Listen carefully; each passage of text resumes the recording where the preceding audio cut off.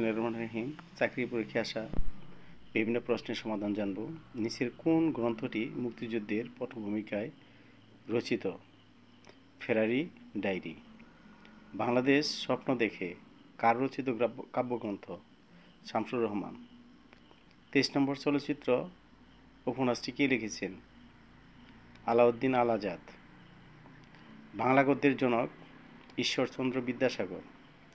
কবর নাটকের রচয়িতা মনির চৌধুরী। একবার ফল দিলে যে গাছ মরে যায় ওষুধি। নিচের কোনটি বাংলা লেখার সফটওয়্যার বিজয়? আমার ভাইয়ের রক্তে রাঙানো 21শে ফেব্রুয়ারির এর রচয়িতা Abdul Gaffar Chowdhury. Outbreak means breakout.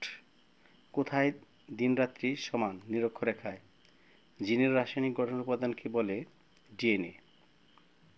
ছাতার কাপড়ের রং কালো কেন? কালো রং তাপ শোষণ করে বলে। থ্যাংকস।